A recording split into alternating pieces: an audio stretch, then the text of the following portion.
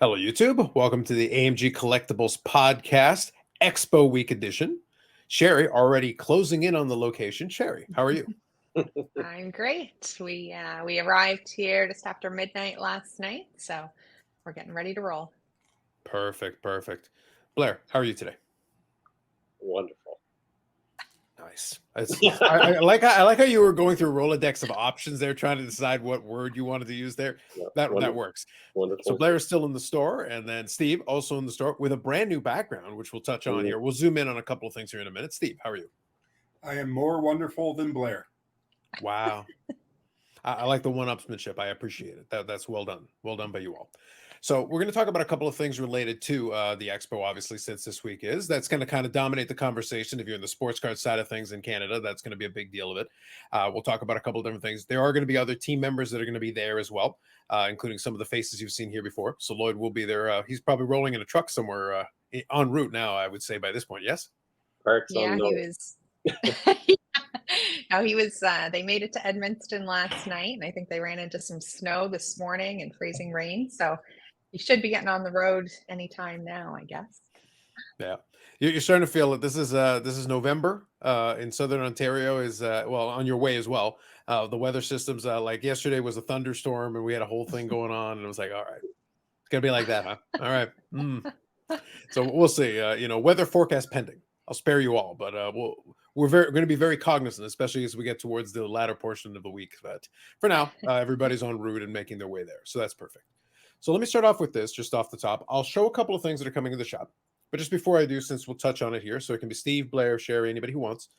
So obviously, there's going to be a booth for PSA Canada, which I'll highlight here in a minute, and I'll also highlight where the booth for AMG Collectibles is going to be. I'll pull up the map here so we can look at it.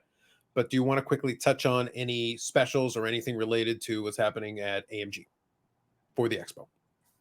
Well, as far as AMG goes, like we discussed last week, we're just wanting to buy. So bring everything for us to take a look at.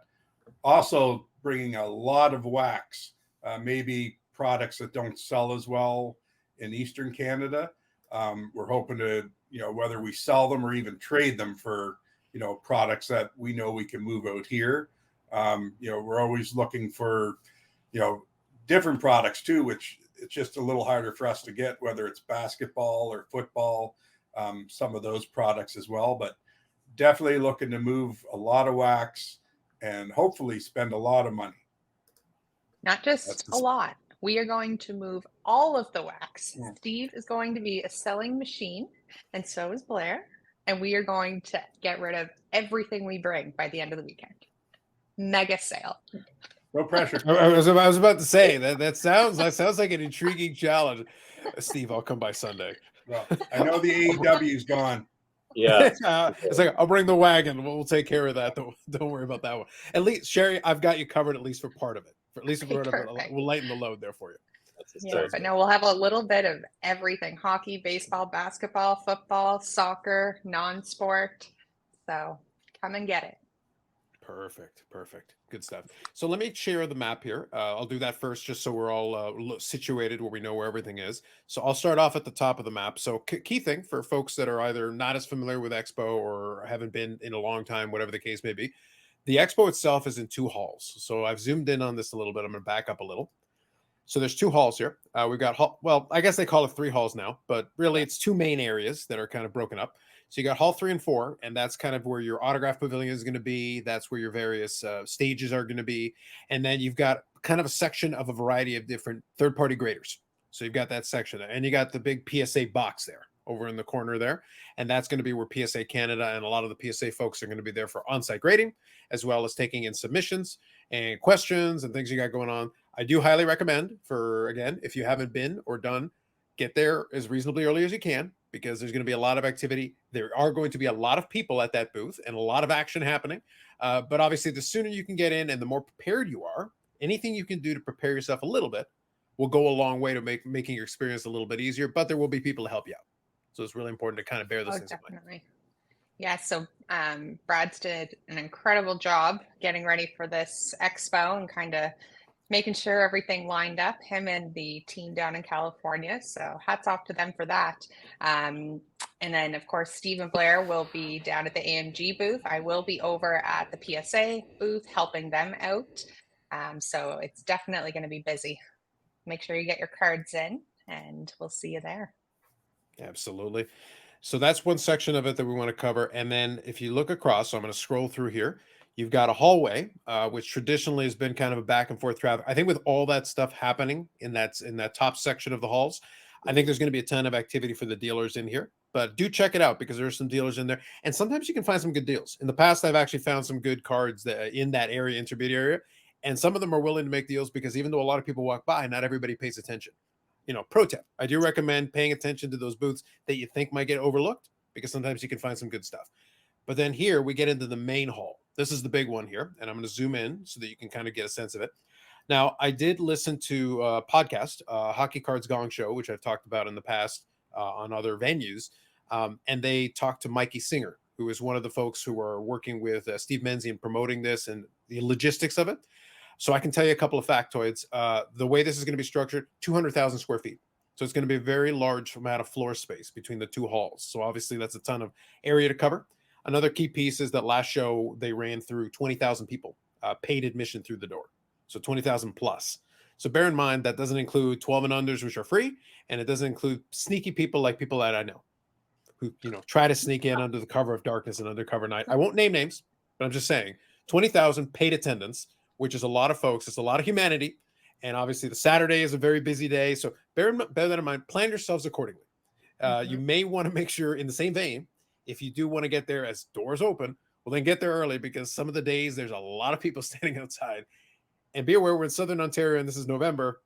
The weather's not the greatest. So keep all these things in mind. Just some tips along the way. And so the AMG booth is right here. What's called PE1. And I'll zoom in a little bit more here so you can see.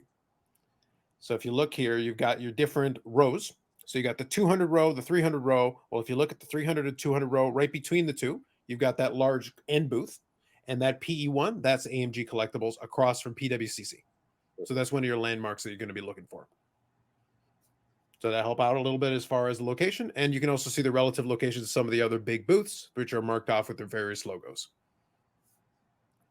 Can't miss them. Perfect. Yep. Yeah. Perfect. So I Also, want to you'll make sure we see touch my smiling face.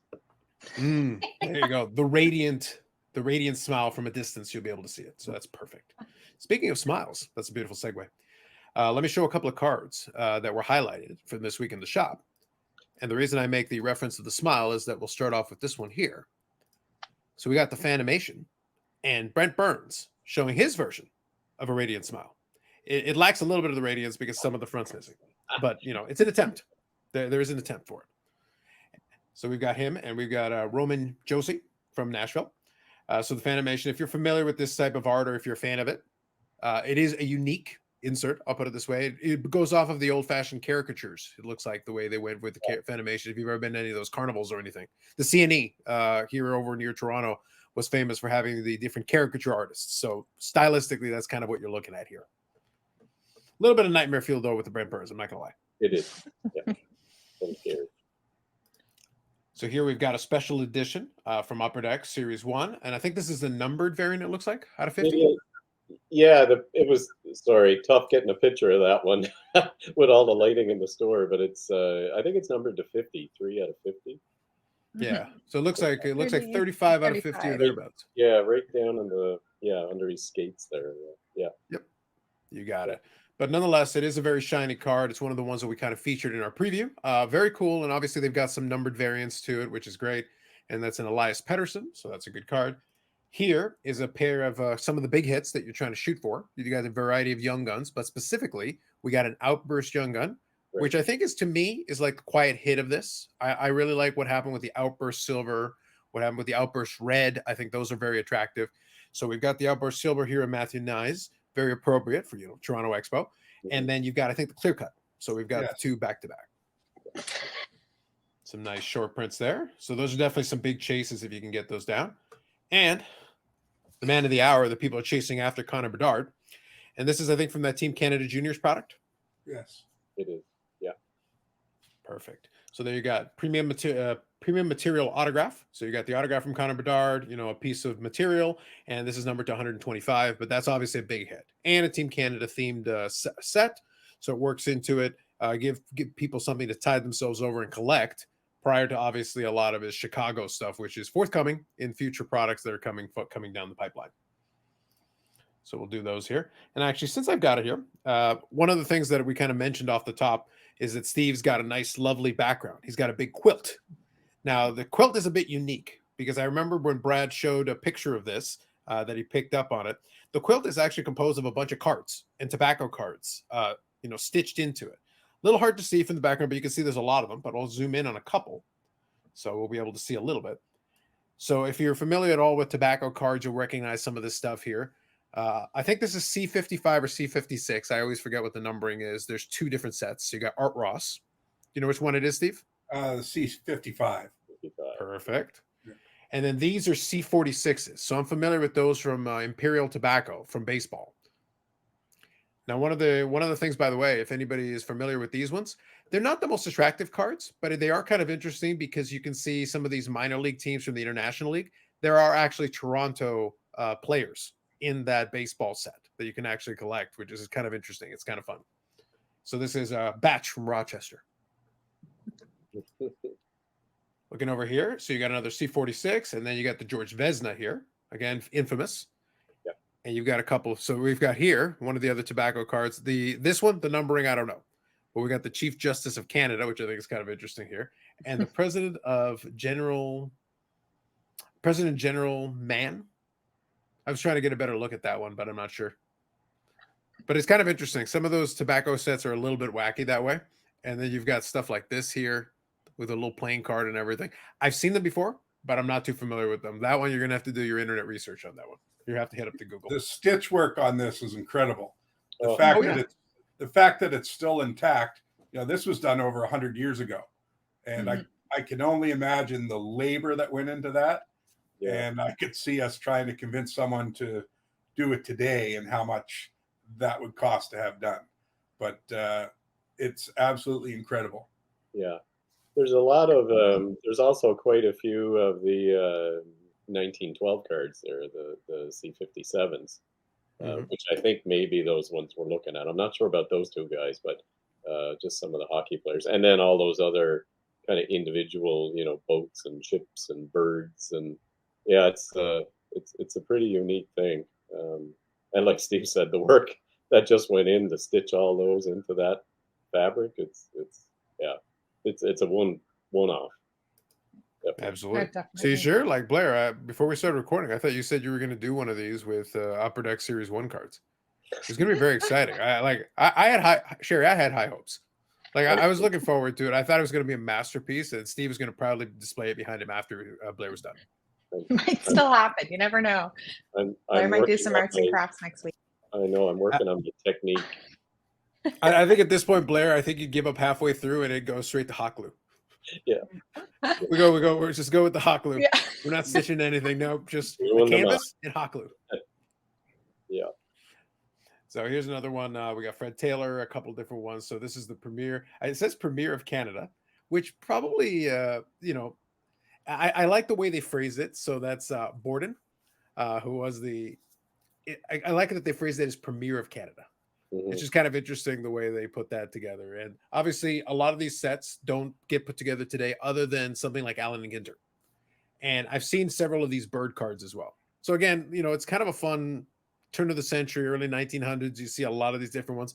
Although obviously for the hockey card fans, seeing, stuff like the Vezina and those ones in there is like, oh, it had to be that one out of all the players in it. It had to be those guys. Well, unfortunately, that's the way it worked out. But it is a fascinating conversation piece, just looking at it and seeing all the different variants of it. And they weren't particular. Obviously, like you've got the political cards, you've got the hockey players, you've got the bird cards, the ships and all these different things. And if you ever have time and you like to go down that rabbit hole, exploring the tobacco cards, there were so many sets, especially coming out of those ones. And then also in Britain, in England and Germany and a lot of European countries had a ton of those tobacco sets, random stuff. A buddy of mine once sent me a big box of them just because he wanted to kind of do a little showcase of them. and I went through, and it's all over the map.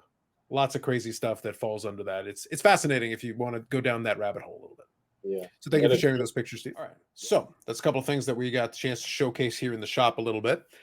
So let's talk about this. Obviously, like we're talking about this week, we're going to have the expo. It's going to run for people from Thursday through to Sunday. Thursday's the VIP night, so that'll be a little shorter into the afternoon. It starts off in the afternoon, and then the rest of the days will go accordingly schedule-wise. But with 4 days, it's going to be a lot of walking around, a lot of moving around. Folks that are working in the booth, there's going to be a lot of hours on your feet.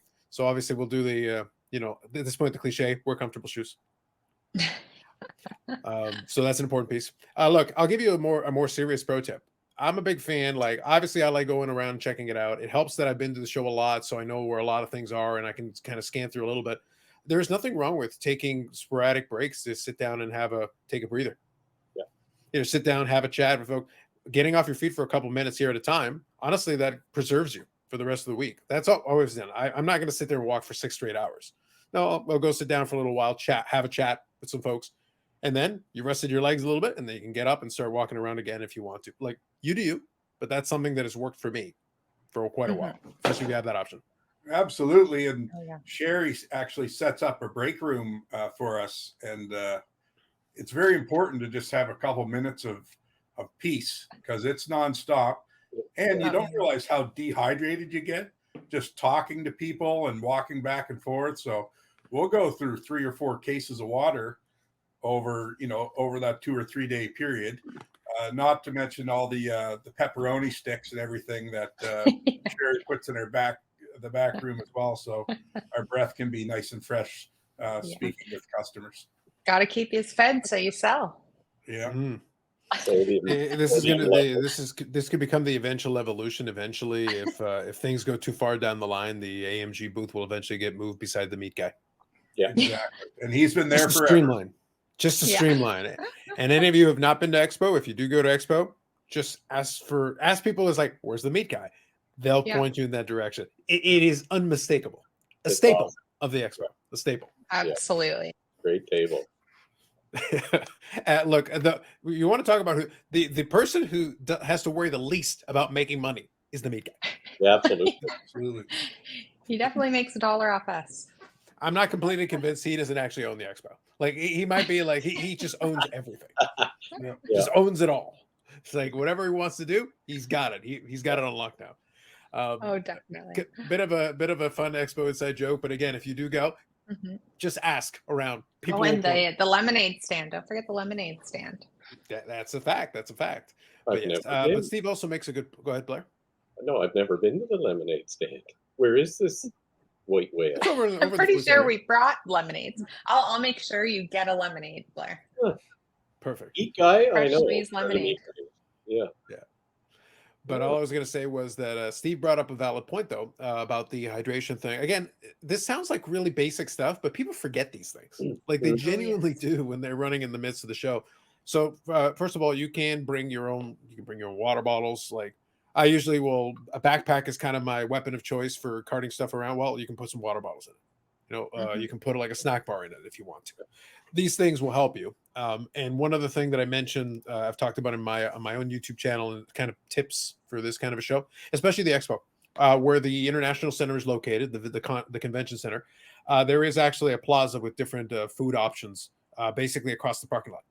So if you don't want to pay the really expensive convention food prices, you can take a quick stroll, honestly, just across the parking lot. You could even do it on foot. Just walk over, and there's Tim Hortons, there's a plaza, there's the sub place. I think Firehouse Subs. Exactly. It's our go-to. And they're all priced normally. You can literally just walk over, and it's the normal price that they would normally charge you as part of that franchise. Is like, yeah, you can take a little walk. That's your opportunity to get a breather, get some fresh air. It'll be very fresh, probably. Get your fresh air. But then you can have a seat. You can sit down. You can go to Tim's, grab a coffee or something, sit down for a couple of minutes, and there you go. You gave your legs a rest, and you got to get a little bit of food, maybe get some caffeine, a little pick-me-up, and you're good for another 20,000 miles back in the Expo. Right.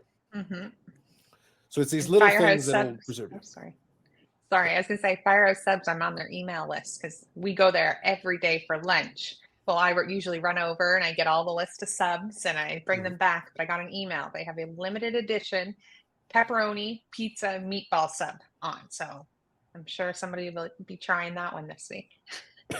Nice. Very nice. Very nice. There you go. Two of those So things. let me pose this question. So Steve, Blair, or even Sherry, do any of you want to offer any other tips for someone who may have not gone to an expo before and maybe is planning on attending one? People are passionate about this hobby. Just be aware of that. Sometimes people can be a little aggressive. So take that with a grain of salt, and sometimes it's best to turn the other cheek. There's I've seen many arguments about nothing in that show, just because someone wants to get here or there before someone else. So just take what you learn with a grain of salt and just enjoy the day is all I can say. Yeah, patience and enjoy it. It's a big room, or big rooms now, so there's a lot to see. I don't know if I have any tips on where to start, because I remember my first one I went to. I know where to start. AMG. Oh yes, and PSA. That's where you Come on, start. Blair. thank you, Come Sherry. see us. Yeah, We practice this. but I remember my first one I went to, and I kind of got dropped off and met the guys there, and I didn't quite know how to attack it, and so I just started on one end. Of course, this goes back to the hydrating and looking after yourself, but I think I was getting picked up at 2, and I didn't stop to have anything to eat, nothing to drink. I just got mesmerized and all the stuff and started looking at everything. And when my ride came, I haven't even gone to the bathroom. So you can easily get lost in the stuff that's there. So make a plan and pick some things you want to look for, and but take care of yourself. Makes sense. I agree. One tip I'll offer as well is that the expo does have an app. So that can be a really good way of taking advantage. You'll get some notifications and things, but it gives you information pertaining to a lot of what's going on, the redemption programs and things like that, if you want to capitalize and take advantage of it. So if you do go by AMG and you happen to pick up an Upper Deck product that's qualifying, you can participate in the pack redemption. Something you can bear in mind. So that is something you can do. But the big thing it does is that you got the list of different dealers, which also tells you where they are, where they're located.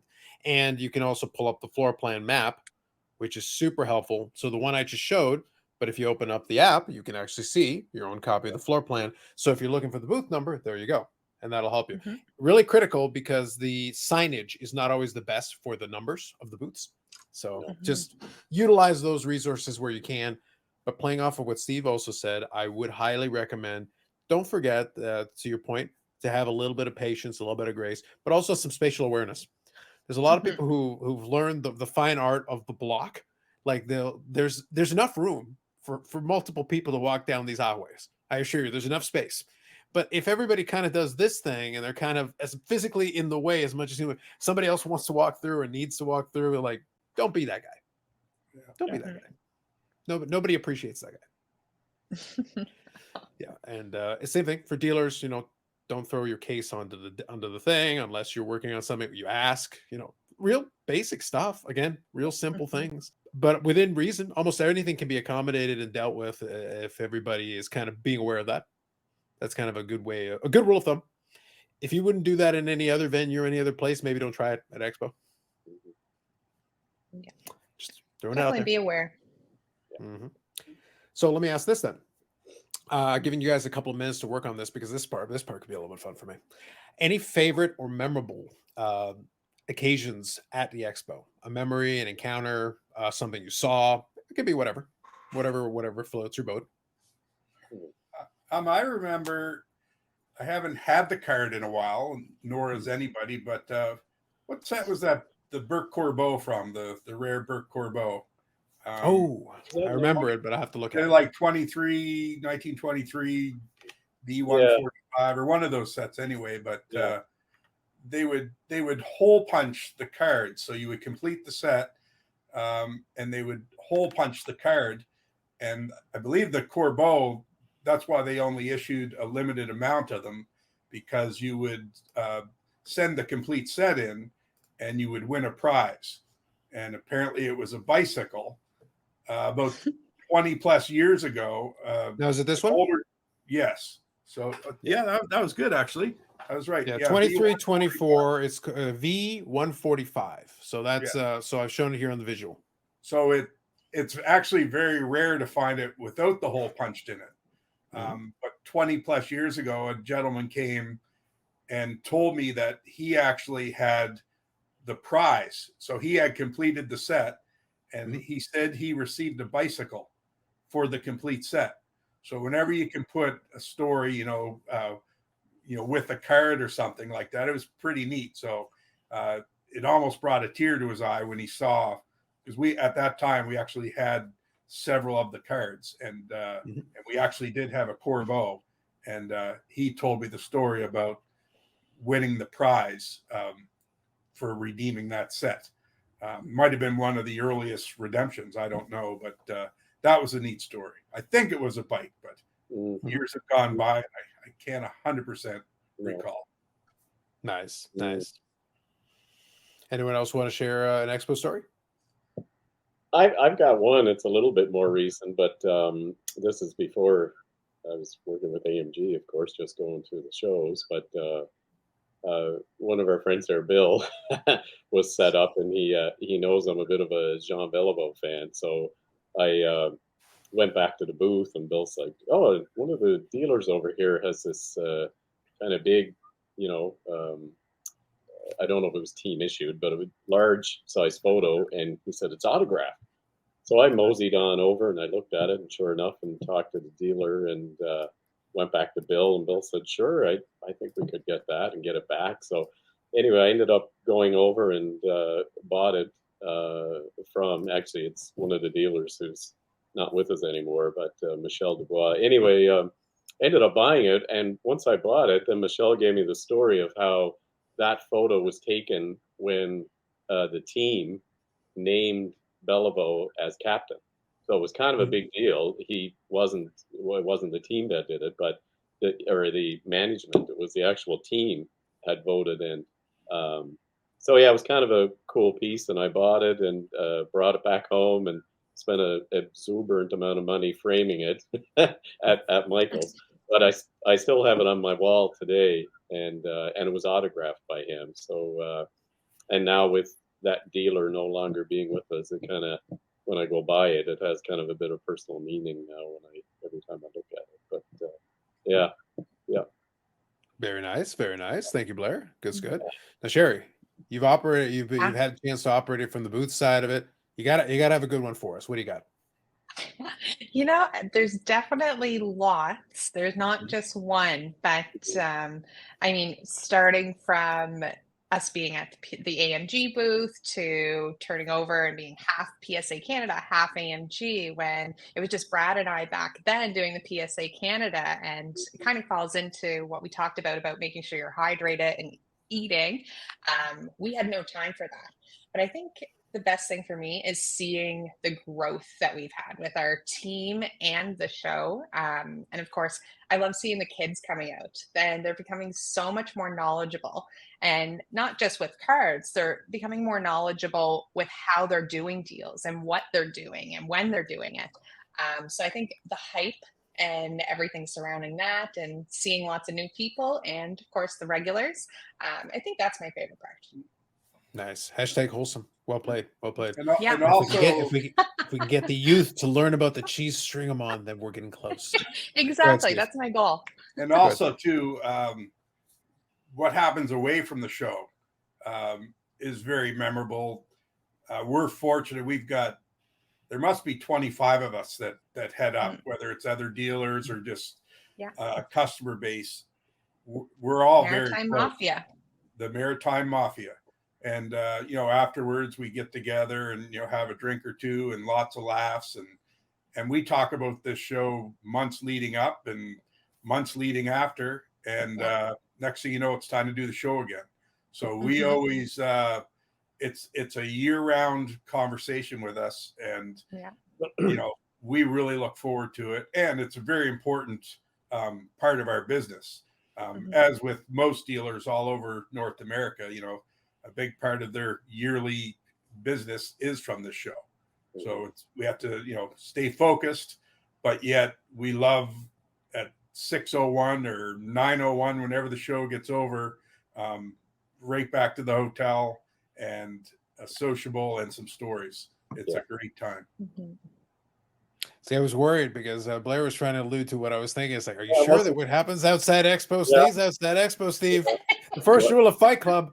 The first rule of Fight Club. What happens? And of course, our Zorro's dinner. We usually have a dinner once a week throughout the Expo week, and we get everybody together. Like Steve said, there's 25 of us, and that's our thing. Everybody gets together, and we also do get together at the hotel, but that's a good time for us as well. Yeah. And it's just like that in sports too. Like winners can win on and off the field. So if you can become close off the field when you take that on the field, you'll see the results. So we make sure we keep our group very close, and thanks to Sherry, well fed. And then when it comes time to go to work, we'll go to work and have each other's back. See, now I'm excited. Now I'm looking forward to Steve's Vince Lombardi speech. I think it's going to be very enthralling. Like I've had many of those. You'll be standing on the table. Yeah. I can see it. So I'll kind of share two quick stories. I'll keep the second one kind of straightforward. But there's been a lot of fun. There's been a lot of fun moments Expo wise. It's been a lot of fun. But since Steve mentioned the thing about the Corbeau and the bicycle thing, I keep thinking though, I think that's sensational. Whether it's a bicycle or something else, we'll go with bicycle. I think that's fine. But I will say it's like the problem is these guys got to learn how to do it properly.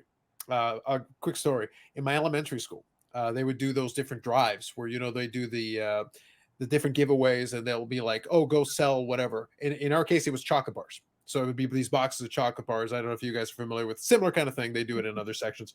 And you had to sell a certain amount of chocolate bars. And, obviously the ones that sell the most, will there be prizes and whatever. But what they did at the school, before they knew better, is they would have a raffle. But the thing is, the requirement is the more you sold, the more tickets you got to the raffle. You could win all these different prizes.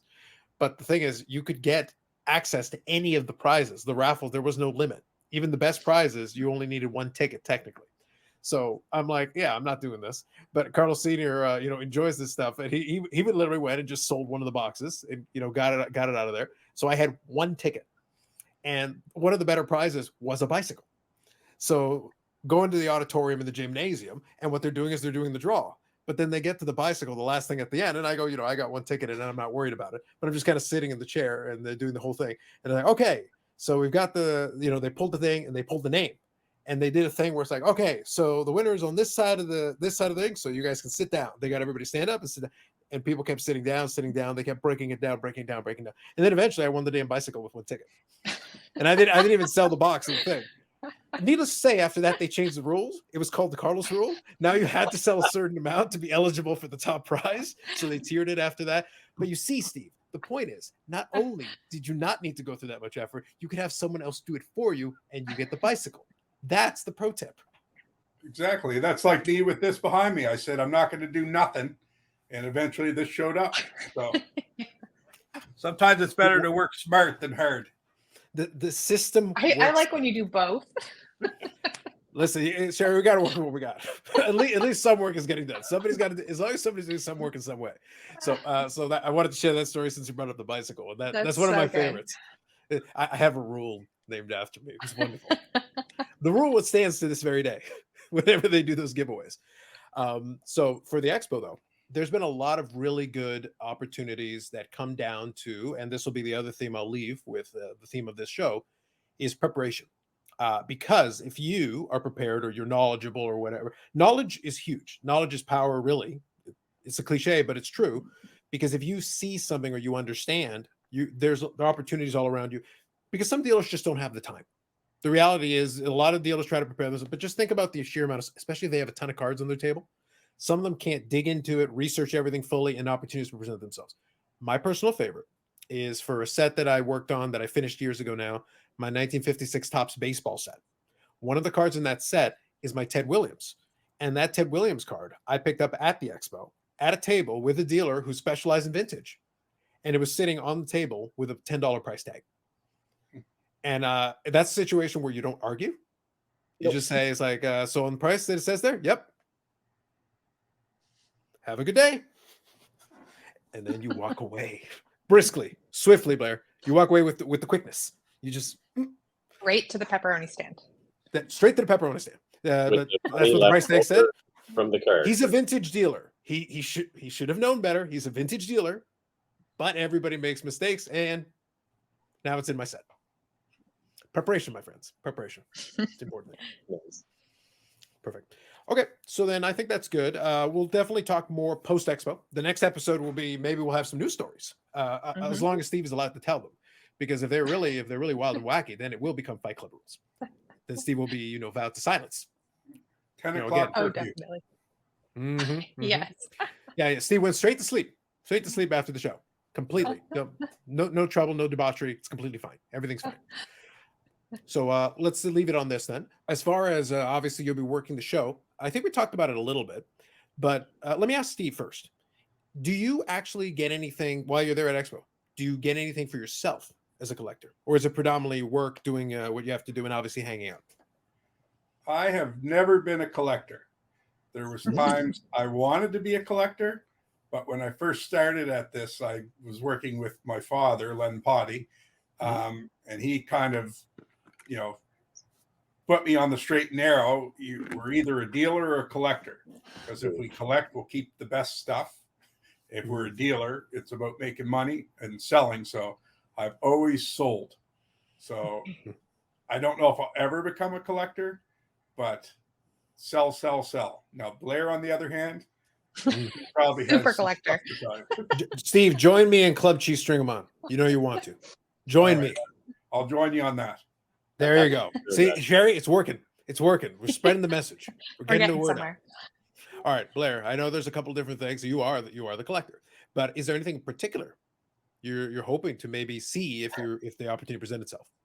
Yeah, one of the whales of which there's one in Steve's office, so it may go missing at some point if I can't find it on my own. But You see him with a pair of scissors walking around. yeah, of course it's a lot of money these days, but I need the Vesna to complete my 1911 set, but it may not happen. It's big bucks, and part of my collection may have to go to help fund that purchase. But making contacts and trying to see if I can find them. I've had a couple pass my way, but the time hasn't been right. So, but there's some other.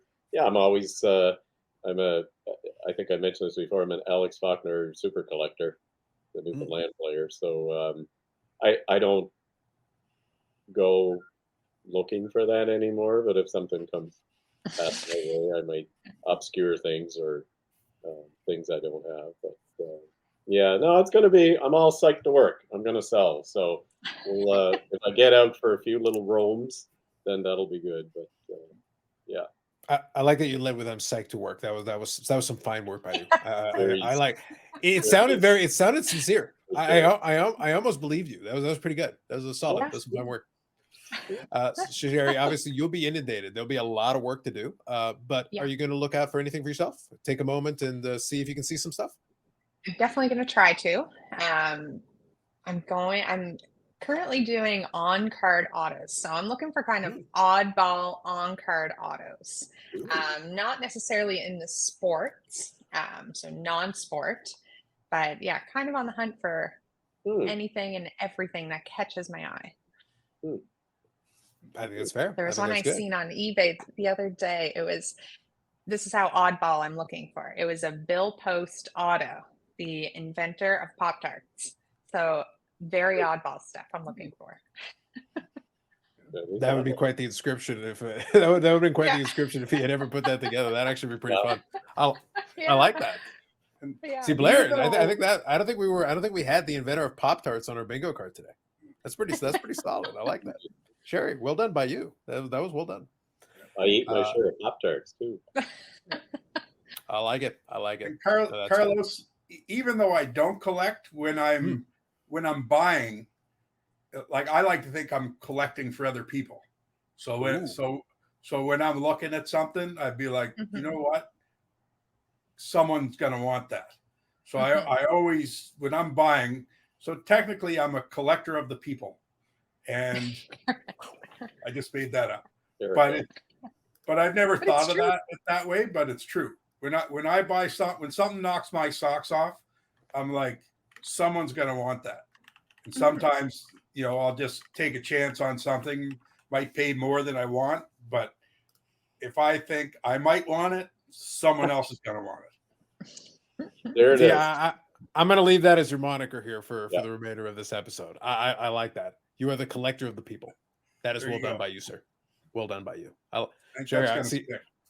the Pop-Tart thing. That was I fantastic. know. Now I know know. Steve is a collector of the people. These are things I did not know before we started this episode. We're really I don't branching think out. I don't think the people knew. Well, now They the see people my are going to have prices. to learn. Now the people are going to have to learn. Now they know that Steve is their representative as the collector of the people. Steve But I takes get that. mental notes. Yeah, but I get that though, because sometimes when I'm especially older things, as a collector, Mhm. in the back of my mind, I'm like, well, I like it, but I also sometimes think I'm saving it. Like I'm like, I don't know if that's a hoarder mentality, but maybe not. But but that's true. What Steve's saying, like if you see something, it's like, ooh, like I got to get that and save it, And so I've done that as a collector, but I know what he's saying. Yeah. I think that's fair. I think that's an excellent note to wind it down on. Thank you all.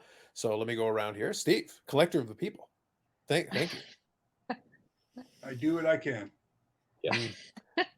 Blair, thank you for what you do. That was a lot. That was a good time. I appreciated it, and thank you for bringing the images as well. So that was good stuff. Good job by you, Good chat. Sherry, on location. I appreciate you. Looking forward to hanging out with several of you.